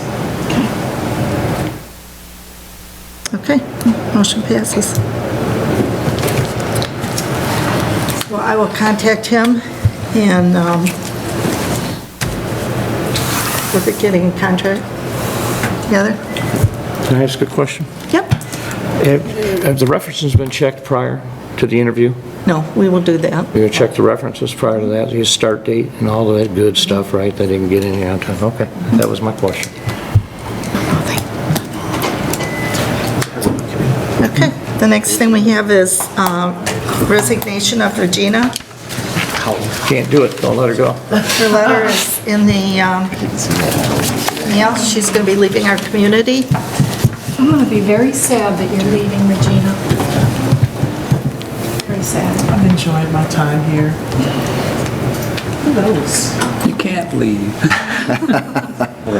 It's huge for me. Don't do that. It's huge for me. Yeah. I just want to say I enjoyed knowing you, working with you, and I really wish you nothing but the best going forward for you and your business. I truly do. Thank you. Health and happiness. Yeah. Thank you. Appreciate that.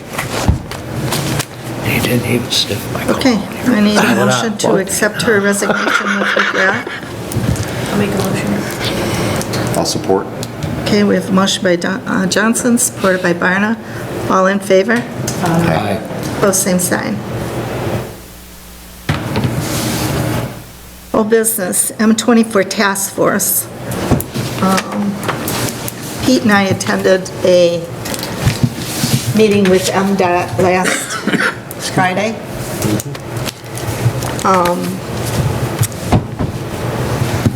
And, yeah, we do have a lot of work ahead of us. One of the first things that we have to do within the next month is to get a meeting arranged with the businesses that we're going to have to get right away from and sit down and talk with them. So Pete and I are meeting with James tomorrow and try and get that organized and together to get them all around a table so that we can meet. What's the purpose of the meeting? What are you going to discuss? Right away, Right of ways? yes. So you're going to ask them to give up some property? Yes. That's the goal. In order to make some of the turn lane And then also in order to make some of the pedestrian crossing available on both ends of town, they have to have the flare-outs and everything in order to do it. So they're looking at roughly 6.5 feet both sides of the road that they need to be able to work in to accommodate it. So it's about 13 businesses that they're looking at that they need to sit down and discuss and work with. You know, they're not walking out there and saying, please can I have your property by any means, but they're willing to work and negotiate a fair deal for everybody, and hopefully that everybody buys into the concept of the entire community, that, you know, in the long run, what the benefits are going to be to everybody, what, you know, and to their business and to the community too, rather than being short-sighted and just seeing dollar signs in the sky and everything, but try to work together for the end result is what we're trying to work with. So try to lay the groundwork first before MDOT even comes out, to talk to them, to try to present some of it to them so they can have some time to chew on it before MDOT comes out, before they sit down and talk to them.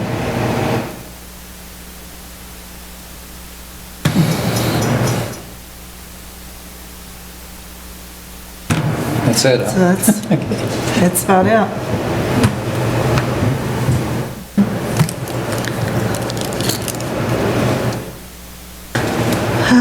Board member comments. Sam, do you want to start? I thought this was a great conversation tonight. We really had, in my opinion, two great candidates to choose from, two very different types of personalities, two different types of vast experience and expertise. So, and, you know, I want to say, you know, again, the comments that, you know, Gino made, they were great comments. I think a lot of the things that you said tonight were spot on as well. So I just wanted to applaud you for saying some of the things that you said, you know, getting that feedback as well. And I want to thank Brian. You know, Brian, the comments that you made tonight were, you know, that's reality. That's at least how I picture that to be the reality. You're obviously, you live in the community, you see it from the outside of the DDA board, so I want to thank you for coming up and sharing those thoughts with us as well. And I want to say to Regina again, sorry to be repetitive, we're going to miss you. So good luck to you. Susan? Regina, it was short-lived. Yes, it was, wasn't it? But it was exciting to hear somebody new, somebody with some different perspectives, somebody with some different ideas. So, I mean, I really favored that a lot, and I appreciated that aspect of it. Search committee, thank you very much for bringing the candidates to us. I know it's a long, arduous task that's been going on for a long time. It's not an easy task to do, and try to schedule everything to get the interviews done and everything, so I appreciate the work that you guys put into it. And again, Brian, I think your input helped immensely for everybody, to help clarify some of the thoughts and get the cobwebs out of everybody, so that was great input. Thank you. I could only repeat what Pete Schultz just said, so I won't go any further with it. Gino? Thank you. I'd say you can't go. You should say Gino, right? I can't hear. Yes. Okay, sinuses. And I want to thank you guys for showing up tonight, giving your input, just being out there. It's just nice. I like Ron. I like looking at Ron, but, you know, it's nice to look 2 or 3 seats over and, you know, and see that. I appreciate that. Regina, don't like to see you go, but I just want to know one thing. We talked last year and we never kind of followed up on, but one great thing, and when we start talking M24 and the expansion and the losing the 6.5 feet on each side and so on and so forth, I always think about that snow. We talked briefly last winter about hooking the DPW up with a V-plow type of implement that they can get a little better in, a little tighter, and alleviate some of these snow problems that they have with the sidewalks. Sue, if we could, I'd like to, whoever's going to do the agenda, I would like to see that revisited if possible, as soon as possible, because guess what? Next meeting is August. We're looking theoretically 3 months after that, we've got snow again. So if the board is going to take that direction, then we need to get going now, I suppose. I could, excuse me, provide a little input there. I talked to Don Brantley, and he said they do have such a plow. They do have one? Yes, and he said they have people that pick up the snow also when he's done. So that's what I got from Don. Wow. I guess we're not They utilizing have it. people to pick up the Yeah, snow? he says there's people there, the truck, they'll pick it up. They push it to the end and they take it away. How many is people or who? But Don says it's taken care of. Cleaning out the little inserts. Yeah. Correct? Yeah. But the problem, I thought, was the snow that piles up on the sidewalk. From the sidewalk to M24 gets repushed by either the county or the Village of Oxford. Village of Oxford, you know, they know what they're doing out there. When county comes through and repushes. You know, I was in charge of, you know, I don't know how many foot of sidewalk I have out there, probably close to 1,000 bordering 4 streets. You know, it was a constant battle to go out. Our crew would come through, and then 2 hours later, I'd have the ordinance enforcer would be by telling me the sidewalks weren't done. Well, they were when I last looked, but what happened is the county would replow, or they'd push their snow, so it gets pushed up. And then you have those beautiful lamp posts that gets in between there. So if you park at, and I'm just going to use an example here, at the Chinese restaurant, and you go, my wife was to get out of the vehicle, she's got to jump a snow pile. Right. Yeah. But that's on the sidewalk, I'm sorry. not in the cutouts and that. But the suggestion was that it was part of the plowing issue. Yeah, he said that they have a V-plow, he said that they take care of it. I guess the thing to do is get Don Brantley here and have him explain the situation to him, and I did bring it to his attention immediately when... I like that engagement with Don and the DPW and some of the business owners on M24 that are having the issue. That's 5 or 6 people we'd want sitting in the audience. The ones we'd want to invite to the meeting. So, thank you. That's all I have. Okay. Regina? I'd like to say I thank you for this opportunity to be on the board here for the DDA. I think you all are just such a group of fine people. I would just leave you with this little words of wisdom. From my short time here, I would just want you guys to embrace each other's differences more, and I think Brian made a comment about the continuity on the team.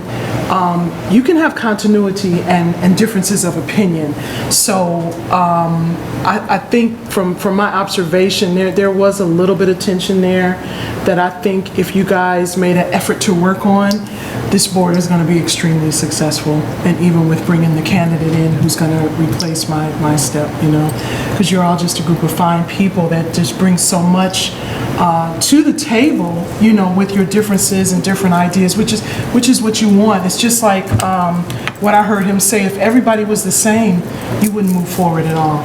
And so just embrace that. But thank you so much for this opportunity. Oxford is a very fine community, and I am going to miss it. You guys did embrace me when I came here to downtown as a new business owner, and I'm going to miss being here. But it's the best move for me right now logistically, and corporate headquarters has propelled me to move forward in that area. So that's what I'm going to do.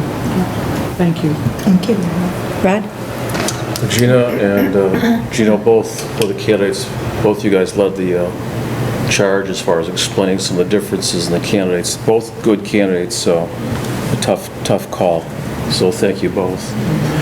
And if anyone wants to see Regina again before she leaves, she's going to be singing the national anthem on August 5th. Yes, sing the national anthem. At the downtown park at the beginning of the Lone Ranger event. So hope you can join us as she sings. I am. You are? That's all. She's got a beautiful voice. Oh, I can pull up a song now and sing. It's a hard song, too. Oh, okay, yeah. With the octaves, it seemed. But I just want to say thank you for serving this board, too. We appreciated having you. We miss you as a neighbor. Thank you. You've been nice. Your family's nice. I enjoy coming in and out of your office and seeing you guys in the parking lot. Thank you, Brian, for getting up there. Everything you said, I just completely related with, and I appreciated you being that voice of calm. I appreciate it. Don't backpedal now. You're right. Brian said. Don't worry, we'll remind you. I haven't been wrong yet. You're long overdue. And I want to thank you, Sue, for all that you do. You lead the charge with this search team. There are three go-arounds. Thank you, Sam, for trying to teach us how to Skype and all that we've been through this time of trying to find the candidates, the perfect candidates for this position. So it's been fun serving with you guys, doing that. You guys have a mic for And I guess I want to echo everybody. sorry. Regina, thank you so much for stepping up and especially doing the treasure work. That's a tedious job, and I appreciate your stepping in and taking over that. I really do. Dorothy and Sam,